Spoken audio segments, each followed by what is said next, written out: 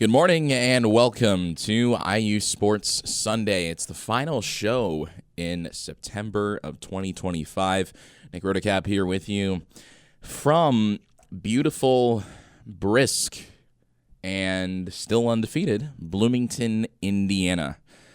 The Hoosiers, a gutsy, gritty, sometimes ugly road win, but a road win in Kinnick Stadium over the Iowa Hawkeyes, 20-15, the final yesterday. And those are the kinds of gutsy, gritty wins that great teams find ways to get. Kinnick Stadium was once known as where ranked teams went to die. Certainly, it seems like it was where Indiana went to die, especially if you think back to 2021, the season which shall not be named, but the Hoosiers somehow found a way to get it done. It was not pretty at all. But it doesn't have to be, because everybody across college football knows how difficult it is to win in Kinnick Stadium, and Indiana experienced that firsthand. The crowd, deafening. Absolutely deafening. Iowa's defensive front, physically dominant. Iowa's offensive line also very successful. The Hoosiers, thanks in part to a missed Iowa field goal, had a chance to go down the field and take the lead with a three-pointer from Niko Radicic. Instead, they decided to put the game a little bit more on ice as Fernando Mendoza found Elijah Surratt for a 49-yard game-winning touchdown pitch and catch on 3rd down and 10.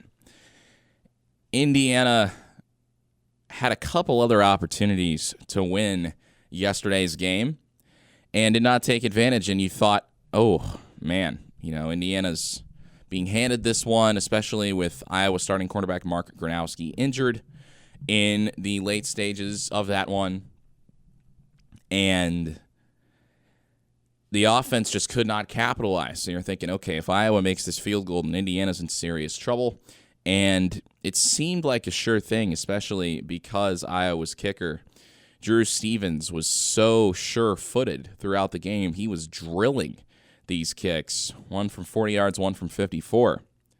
And he was kicking them so pure, looked like they would be good from 70. But he had a chance to give the Hawkeyes a 16-13 lead late, and he missed wide left. It really wasn't even close.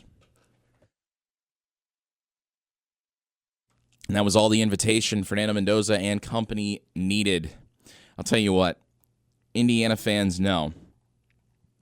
Some of the older fans know much better than I do, but those are the kinds of games that Indiana usually loses.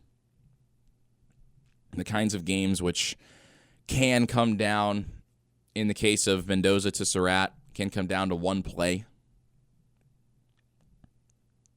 In the past, Indiana would have come up short, and I'd seen it firsthand.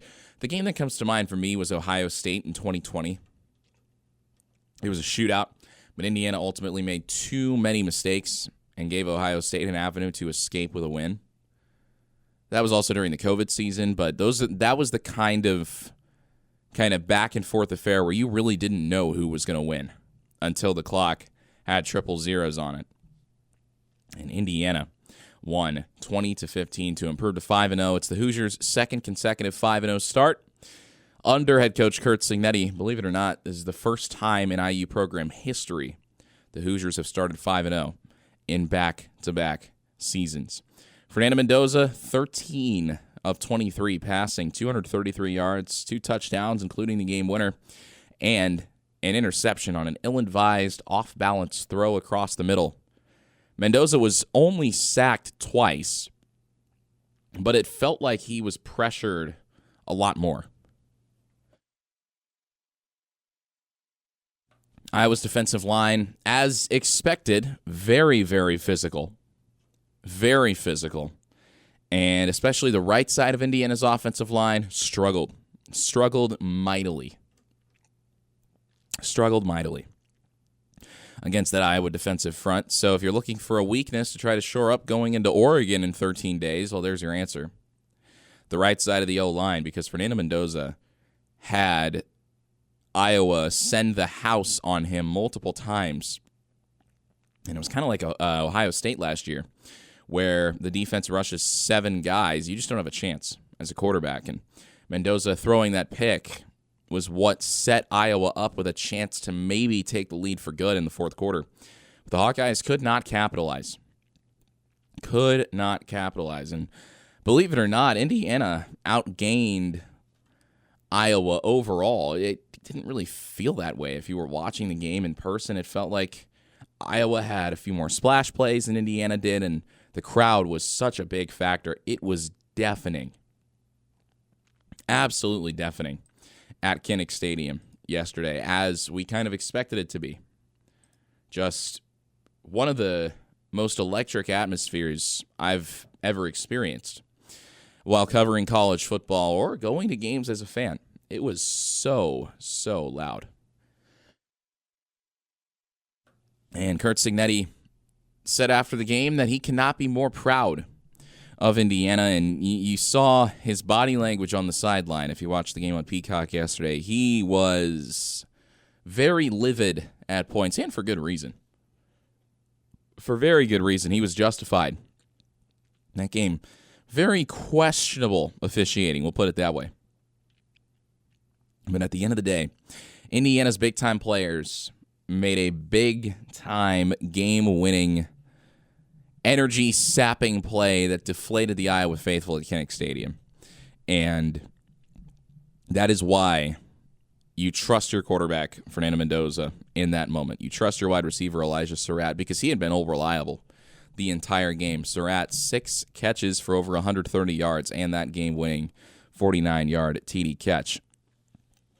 And he was such a big tool for Fernando Mendoza and the entire Indiana offense in that second half, because Indiana, I mean, really, you think about the Hoosiers' offensive success, and they had a 2-play touchdown drive following the interception on the first series that was thrown by Mark Gronowski, Iowa's quarterback.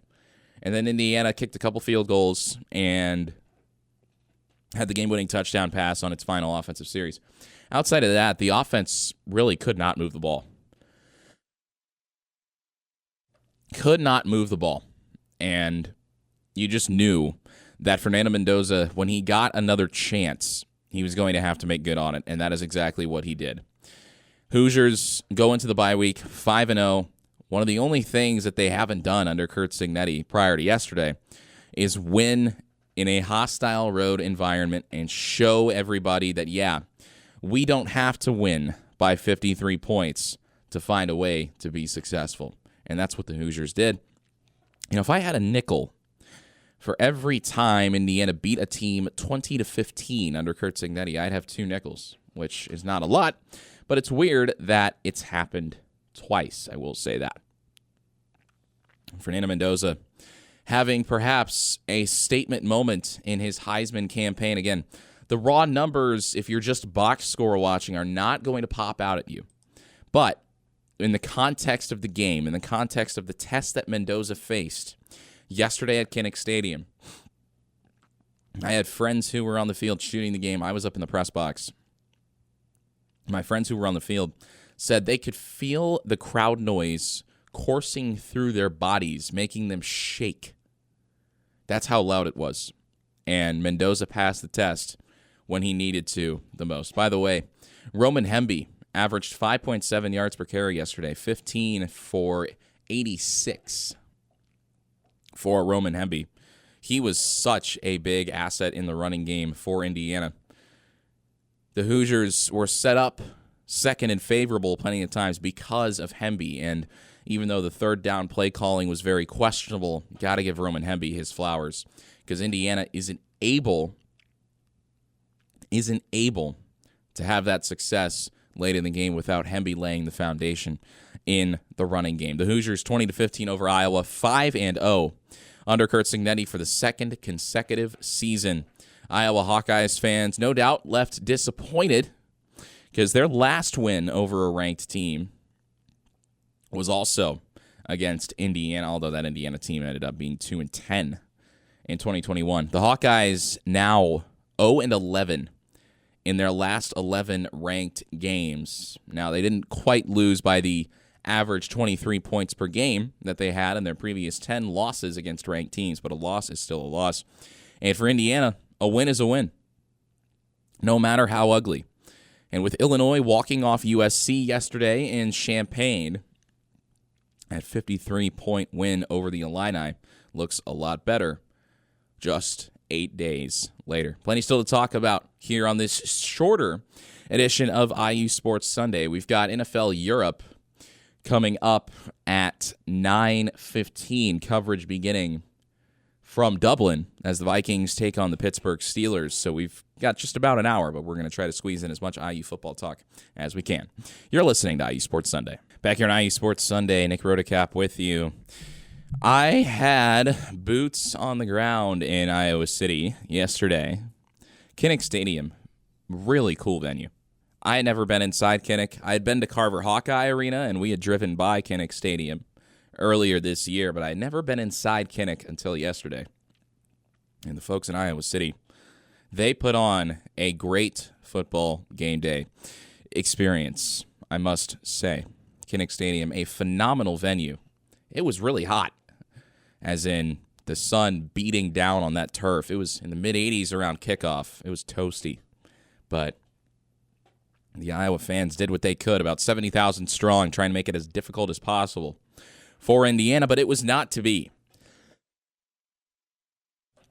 Hoosiers winning 20-15 in a game that Iowa played about exactly as you would expect it to, against a top 15 ranked opponent that a lot of people are very high on in Indiana.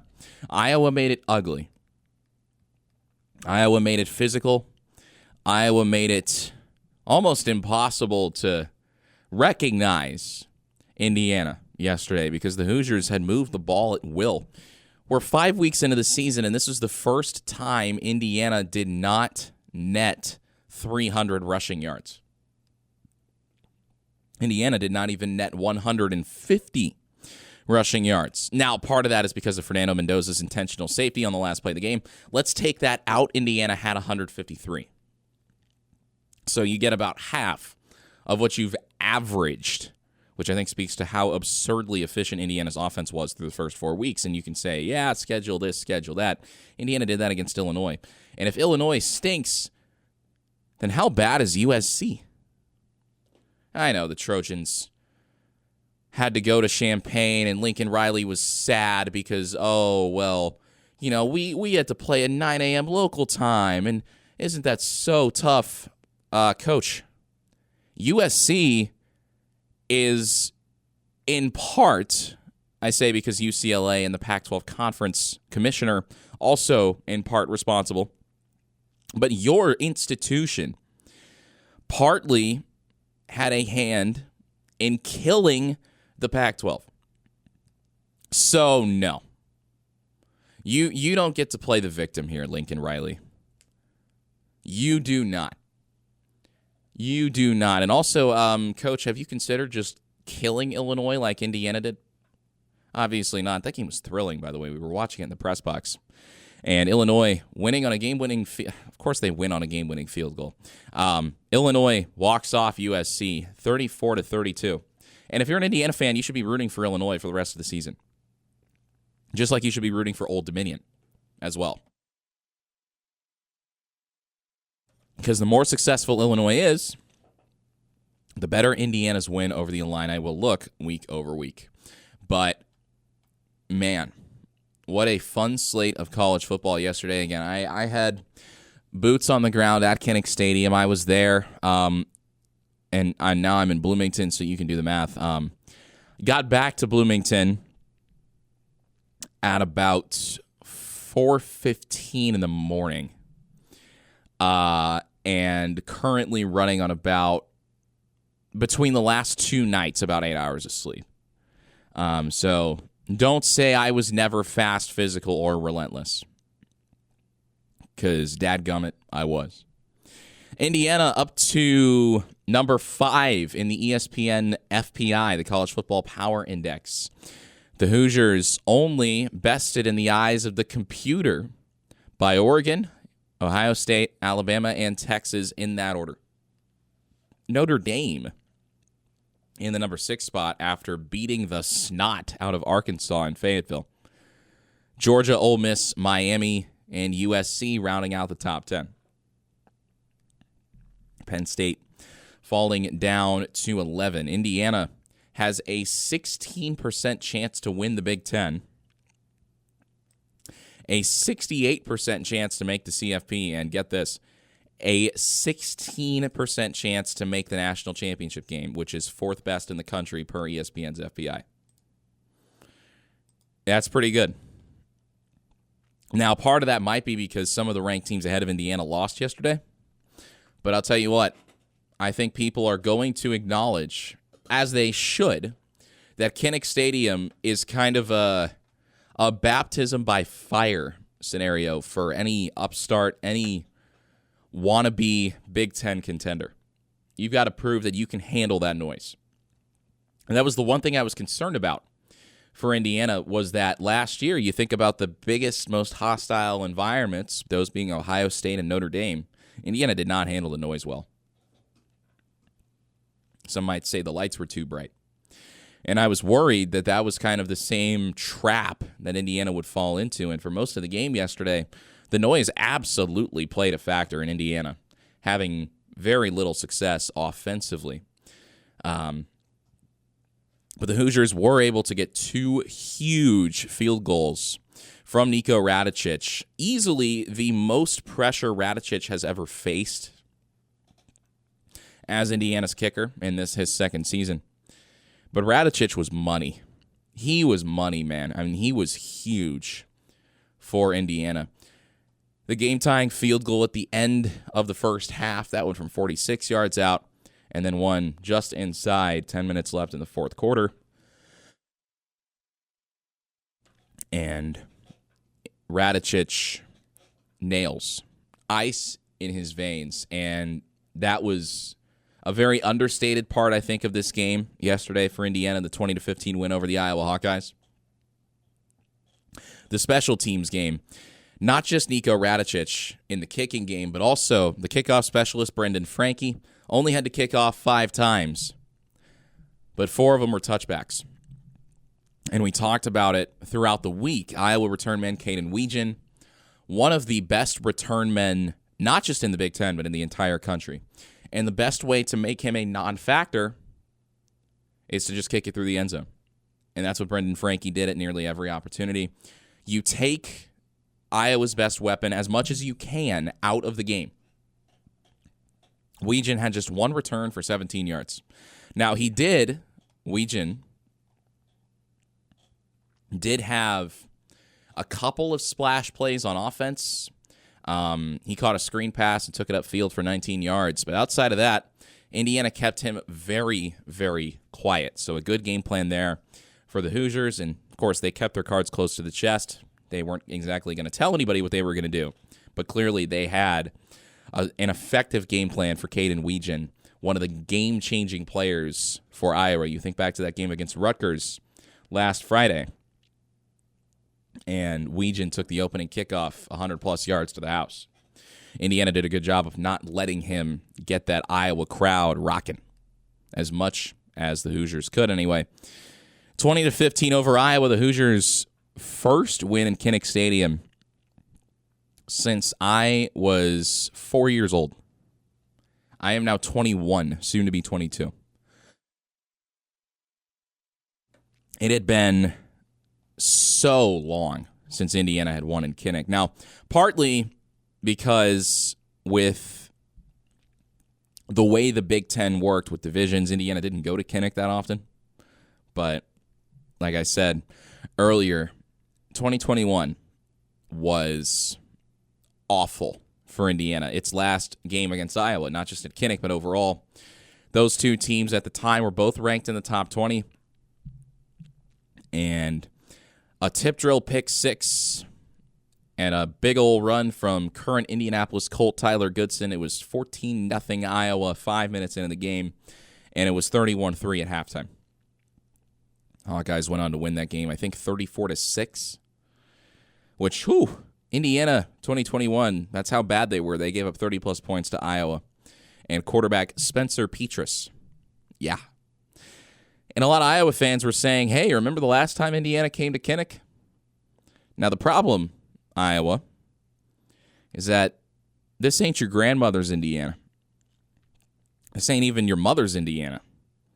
This ain't even my freshman year self's Indiana. Curt Cignetti has completely thrown all the narratives out the window. And last night made a statement to the rest of the college football world. Cignetti said, hey, we can win ugly. That's what Indiana's win yesterday says to the nation. Because fans of teams like Penn State, Ohio State, Michigan will tell you it's not easy to win at Kinnick. It is not easy to win there. That used to be, I say used to be, it used to be where ranked teams went to die. And if you can get out of Kinnick with a win, it's a success. It doesn't matter how you do it. It does not matter at all. And I thought Pat Coogan, Indiana's offensive lineman, transfer from Notre Dame, no stranger to big environments, summed it up best yesterday. One of my fellow student reporters, Daniel Flick, who used to cover the Atlanta Falcons for Sports Illustrated, now focused entirely on covering IU, and he does a fantastic job, Daniel Flick. One of the best writers at any level that I have ever seen. Flick asked Pat Coogan what yesterday's win proved culture-wise for Indiana, and Coogan, after uttering a four-letter word that I cannot repeat on FCC-regulated airwaves, Coogan said, never daunted. Never daunted. He said, we haven't even come close to reaching our peak ability-wise, talent-wise, and we're 5-0. I think, man, that game yesterday really was the embodiment of never daunted. And I know it's a couple words in the Indiana Fight song, and if you're not an IU student or an IU alum or a longtime IU fan or all of the above, you might not get the significance of that. But, I mean, he said that in the presser, and I kind of did a double take. I'm like, wow, hey, he's right. Indiana had all of the cards stacked against it yesterday. The officiating was awful. Let's get that out of the way. The officiating, the refs, I don't think they actually understood how football worked at Kinnick Stadium yesterday. Now, to be fair, a lot of what Iowa does can be considered an affront to the modern game of football. But the refs completely lost control of that game. There was a fight on the sidelines after Fernando Mendoza got hit hard going out of bounds on a scramble. Seemed like a legal hit in hindsight. He was inbounds and he was not giving himself up. But Indiana rightfully protecting its quarterback. There was a massive fight on the Indiana sideline. The refs spent what seemed like a couple presidential administrations sorting it out. And the only thing they came out of it with was an offsides call. It seemed like maybe there could have been offsetting unsportsmanlike penalties or a personal foul penalty, nothing. And then the whole end of game sequence with Mendoza trying to not give himself up but run out the clock, which ended in one of the worst bad beats you'll ever see. We'll get to that in a little bit. The refs lost control of that game. Mendoza was shaky. He and his receivers looked, at times, out of sync like they had not since week 1 against Old Dominion. Mendoza, the ball placement was not as pristine as it has been in Indiana's last few games since week 1. But Mendoza's a veteran. He's got a lot of veterans around him in the receiving corps and the offensive line. And he told us yesterday, Mendoza did, that at Cal, he was on the other end in a lot of those close games. Cal was in it, but usually they found themselves as losers. Aiden Fisher said it's good for every team to face adversity, especially early in the season, because those are the kinds of games that good teams need to win. You need to find a way to get it done when you've got 70,000 people screaming in your ears at all times, when seemingly everything is pointing toward you getting upset on the road. and you find a way to pull out a win. That's a gutsy win, and that's what Curt Cignetti called it. He said it was a gut check. He said it was a gut check. And for Fernando Mendoza, I feel like he had the biggest gut check of them all. Indiana's defense was fantastic throughout the game, by the way. They bent a lot, but, it never really felt like they broke. Iowa made it ugly. Indiana had some bad plays defensively, especially on third down. But they never broke. They forced Iowa to settle for multiple field goals, one of which, the missed field goal, led to Indiana having favorable field position on what ended up being the game-winning touchdown drive. Mendoza, after that interception that led to what could have been the go-ahead field goal attempt, ended up being missed. But after that interception, it would be very easy for a quarterback to check out of the game mentally, think, oh, no, I just lost my team the game. And Mendoza didn't do that. He did not do that.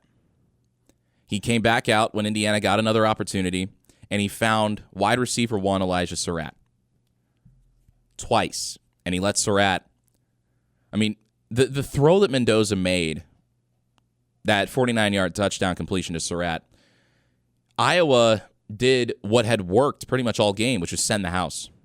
Man coverage in the secondary, send the house, 7-man blitz, straight up the gut. Mendoza had a bull rush bearing down on him when he made that throw to Surratt. He hit him in stride. Surratt took advantage of his size, his athleticism. He's one of the best receivers in the country, man. He is. Surratt made his man miss, and because Iowa sent the house, there was nobody home on the back end to help in coverage. That is what great quarterbacks do. You might have had a tough game, right? You might not have had your best stuff, but you found a way to get it done and escape one of the toughest environments in all of college football with a win.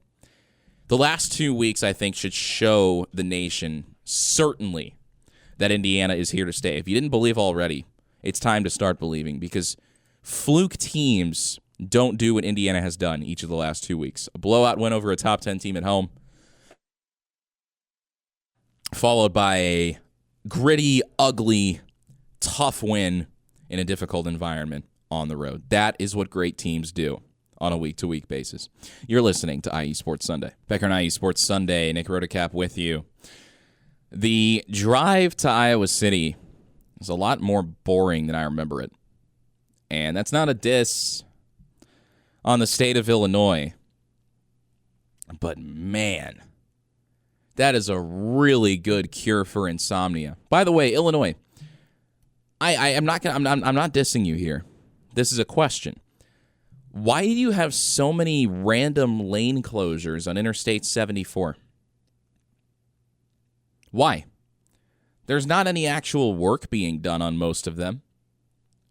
But it seemed like every 10 or 15 miles there was a lane closure and the speed limit dropped to 55. Oh, photo enforced. There's no work being done. There are no workers present. Does Illinois just hate fun? I think Illinois hates fun. I will say I was playing Uber driver for 4 of my student media comrades, and as we got closer to Iowa City, we became surrounded by Iowa fans making the trip from Illinois, maybe Rockford, Chicago, I'm not sure. But I had an Iowa fan from Illinois tailgating me, flashing his brights for me to let him pass, even though I was in the left lane passing people. And then I get over, and the guy makes the, oh, what are you doing gesture out the window, and speeds past me at about 95 miles an hour. And I'm thinking, man, pick a struggle, dude. First of all, you have to live in Illinois. Second of all, you have to watch Iowa football every week. And worst of all, you're spending your own money to do it.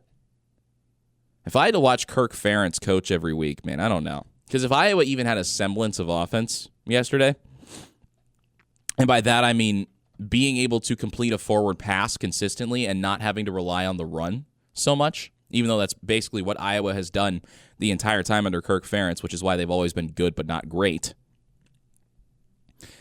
Oof. Iowa could have won that game. Woulda, coulda, shoulda. I know. I don't want to enter the SEC world of hypotheticals here. But a very chaotic day across college football, much like my drive to Illinois was once I got close, or excuse me, my drive to Iowa was as I got close to the Illinois-Iowa state line. Plenty of upsets in the AP Top 25. It started on Friday with Florida State getting the field stormed on them in Charlottesville, losing to Virginia in double overtime.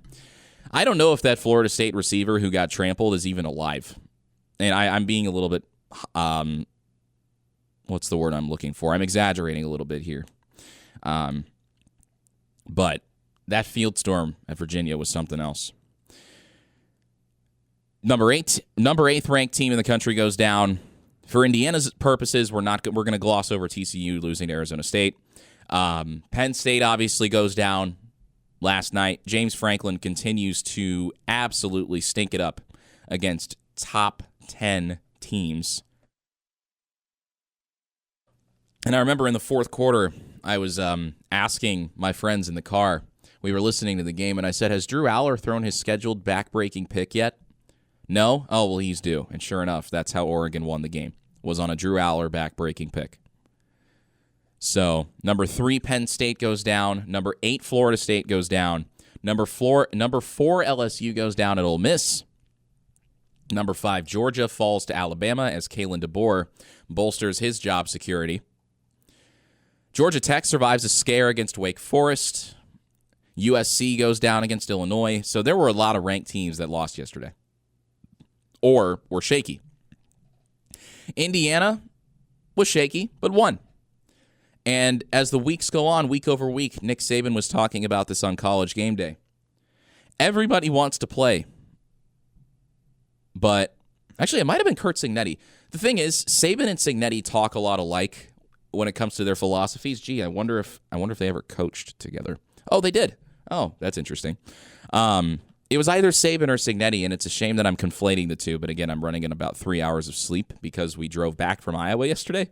So forgive me. Saban or Cignetti said that it comes down to preparation and executing the game plan at this point in the season. Everybody's ready to play the first few weeks. But once you get to week 5, week 6, how are you sticking to your game plan? How are you trusting the system? How are you playing as a unit? That's what it comes down to. Aiden Fisher said after the game yesterday that he thought this game would come down, Indiana-Iowa, would come down to which team was the closer football team and which team wanted it more. And that was Indiana.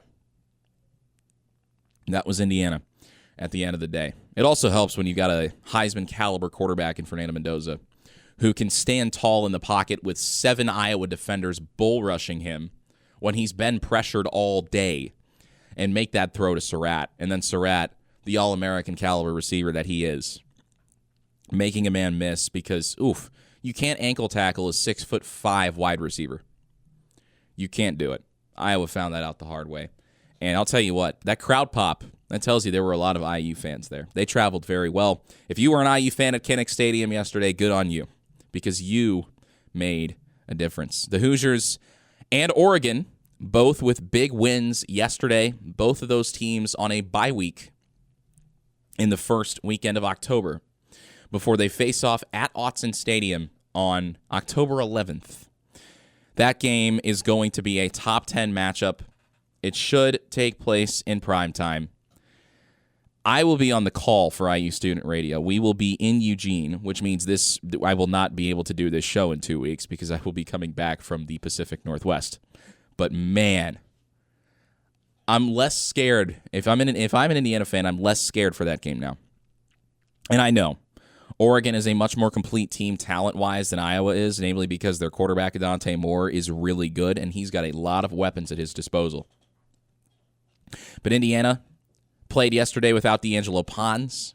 The Hoosiers will have time to get healthy during the bye week. They'll have time to refresh. So will Oregon. But Indiana will have time to get healthy. The secondary being depleted was definitely a factor yesterday. It was on display. But going into Autzen Stadium,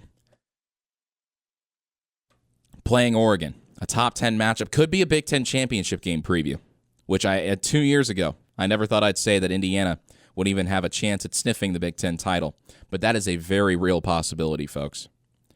You're talking about a scenario now where Indiana takes care of business against the bad teams, the Michigan States, UCLAs, Wisconsins, and Purdue's of the world, wins one of either Penn State or Oregon. You're not only in the CFP, you might be playing for a Big Ten title. It is all still in front of Indiana. In the words of their offensive lineman, Pat Coogan, they aren't even close to the peak of their abilities. This certainly will not be the peak of the season. And oh, by the way, they're 5-0 for the second consecutive season for the first time in program history. You're listening to IU Sports Sunday. Back here on IU Sports Sunday, Nick Rotacap with you. Old Dominion is frisky. Old Dominion, the Monarchs, Indiana's week 1 opponent that the Hoosiers struggled with. People said, oh, Old Dominion's soft. Curt Cignetti plays cupcakes. Guess what?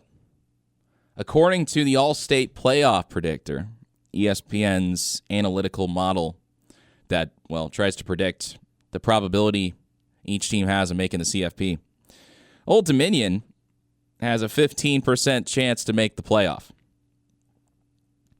Washington also has a 15% chance to make the playoff.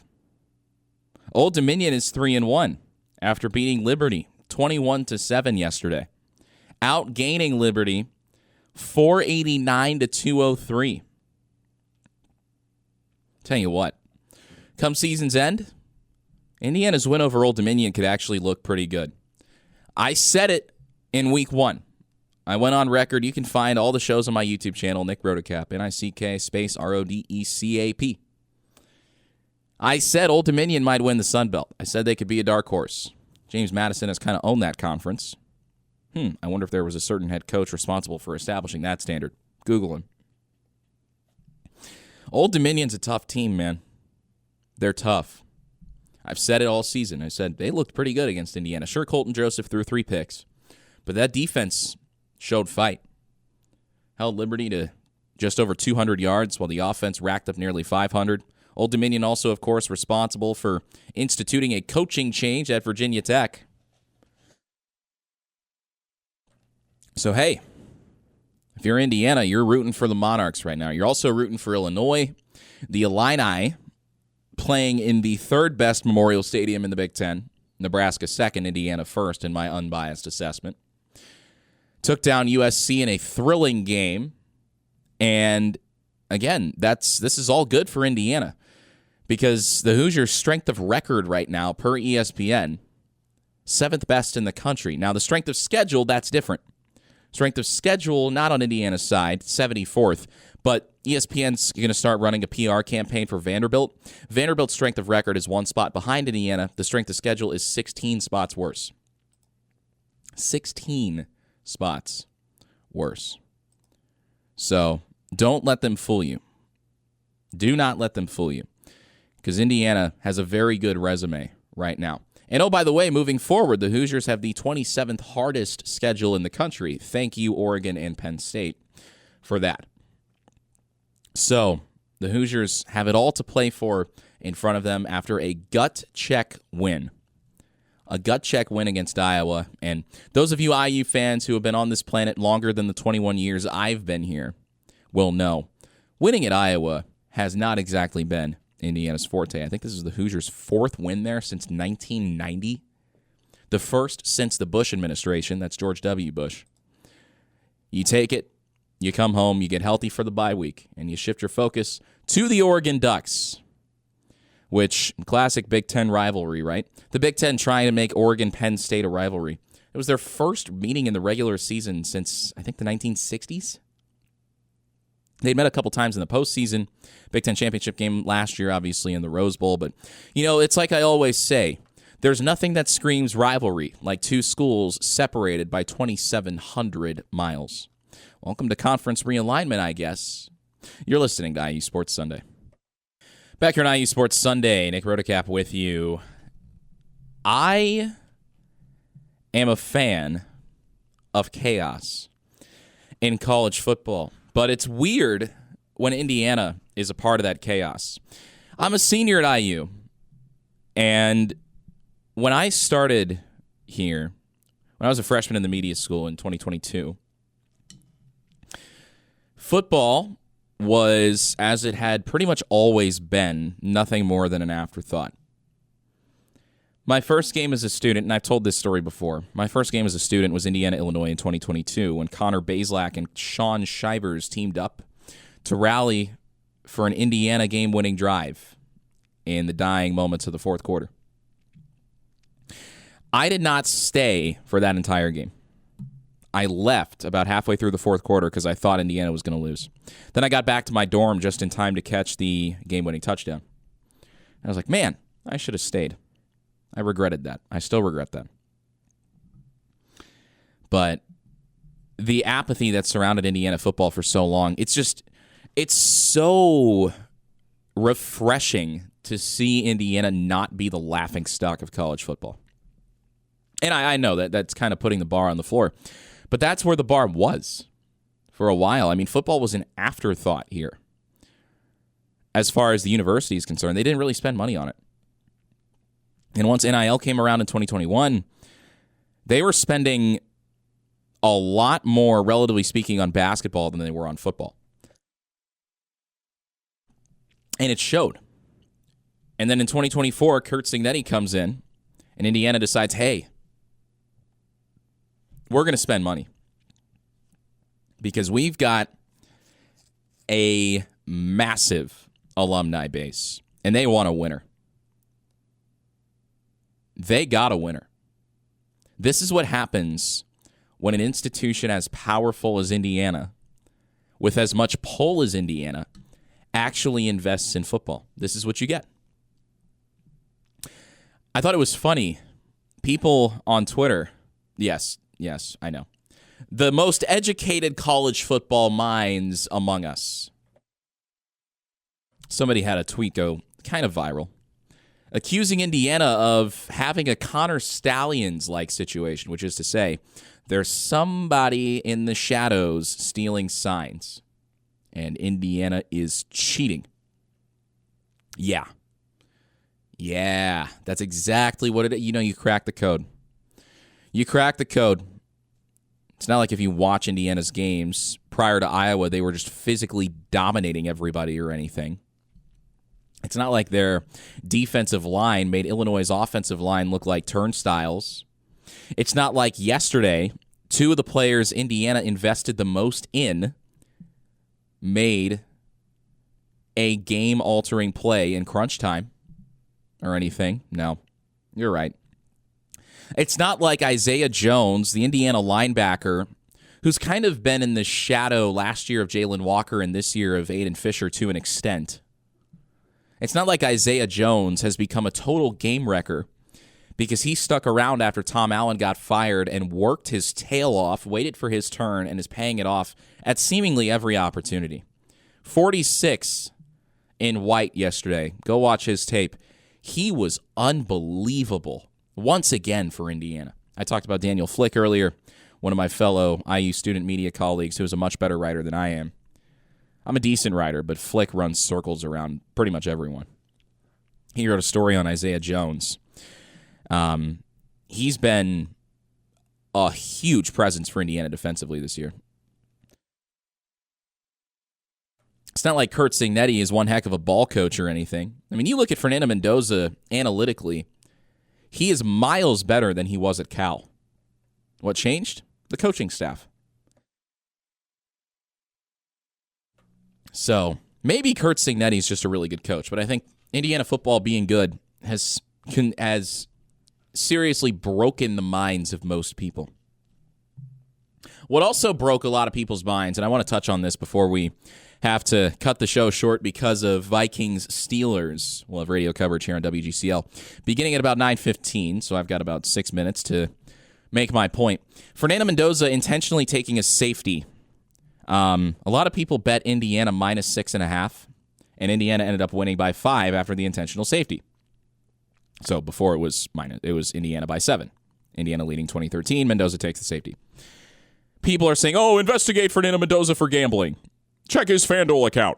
Well, Fernando Mendoza said after the game, he said, I probably shouldn't be saying this, but I probably cooked a lot of people's spreads with that. And he said he didn't care. Why would he care? This is the problem with letting people wager on sports from their phones. And I know you're saying, well, why did Mendoza run through the end zone? There was so much confusion in that end-of-game sequence. First of all, Kirk Ferentz using all 3 timeouts when the game was over was Bush League. Second of all, the referees, this is another example of how they completely lost control of the game. Because Mendoza never went down, but they kept blowing the whistle as he was trying to bleed clock. And sure, you could argue that Mendoza could just drop back, maybe roll out and chuck the ball into the air and make sure you get it out of bounds. But there's always a chance that that ball maybe hangs up in the air, stays in bounds, gets intercepted, and gets taken back to the house. Mendoza could have fallen down short of the end zone, but Curt Cignetti said, first of all, that he needs more clarification on how Indiana was officiated in that end-of-game sequence where Mendoza was trying to bleed the clock and was not kneeling, but the play kept getting blown dead. He needs clarification on how the Big Ten handled that, officiating-wise. But on that final play where Mendoza ended up taking the safety, he was not supposed to get stopped in the end zone. He was supposed to run through the back of the end zone, but he got caught. And you got people upset because Indiana sold their parlay. Oh, boo-hoo. Give me a break. Give me a break. Mendoza, honestly, good on him. I was in the presser yesterday, and he said he didn't care about cooking people's spreads. Good. Sports betting is a cancer on society as it exists right now. It's one thing to visit a sports book in Las Vegas and place a wager in person, but I am of the belief that you should not be able to bet on sports from your phone. You shouldn't. I know it's not legal in all 50 states. It's legal in Indiana. I personally do not participate because, like I said, I think it is a cancer on society, and I think it preys on people's emotions. And it's very effective at that, but that's not a good thing. You know Fernando Mendoza is going to get harassment from people. It happens all the time. People think they're invincible. An athlete doesn't do what they bet on them to do, which Brent Rooker, Las Vegas Athletics, soon to be Sacramento, Vegas, whatever. Oakland Athletics outfielder Brent Rooker got an Instagram DM because he sold somebody's parlay one time. And Rooker's response was echoed, that kind of sentiment was echoed by Fernando Mendoza yesterday. Rooker responded to the fan and said, "My brother, I cannot even begin to stress how little I care." Good. That's the attitude that every player should have. Mendoza has been very adamant, as every quarterback should be. He's going to do whatever it takes to help his team win. If that means intentionally taking a safety to run out the clock, then fine. He was doing what he was told to by Curt Cignetti. And Curt Cignetti is making $8 million a year. I don't think Cignetti needs to encourage or endorse or participate in point shaving. And yes, that's what people were accusing not only Cignetti, but Fernando Mendoza of doing. Because, oh, boo-hoo, you lost your parlay. I don't care, okay? There are so many kids under the age of 21 at IU who are addicted to gambling. So many. It is an epidemic. I am of the belief that Fernando Mendoza did nothing wrong. He won a football game. The guy is the ultimate team player. He's a winner, man. If you're an Indiana fan, you better be glad to have Fernando Mendoza on your team. Because, man, that guy is going to be playing on Sundays. He didn't have the most eye-popping numbers yesterday. But Mendoza did what he needed to do to win the game when it mattered most. And yes, that included taking a safety because the referees lost control of the game. That was a designed play by Curt Cignetti. It was not officiated the way he expected. But if you're going to cry because, I had Indiana minus 6.5, and Fernando Mendoza trying to win the game meant that Indiana didn't win by 7 or more points, cry me a river. And maybe call the number 1-800-GAMBLER, or in Indiana, I think it's 1-800-9-WITH-IT. It's stupid. Sports betting is stupid, in my opinion. You are welcome to disagree. But again, I have seen so many kids at IU who are not of legal age to bet on sports. And they're addicted to it. One of my teammates on the bowling team a couple years ago, who was not 21 at the time, was $500 in the hole. Sports betting. That's a problem. That is a problem. And unfortunately, Indiana's going to be caught in the crosshairs now because people think the world revolves around them. That's going to do it for this shortened edition of IU Sports Sunday. We're going into the bye week. Be back with a full 2-hour show next weekend. But the Hoosiers are 5-0. We will talk to you on October 5th. Get you out to Ireland, where the Vikings and the Steelers are getting set to kick off. Thank you so much for listening to this abridged edition of IU Sports Sunday.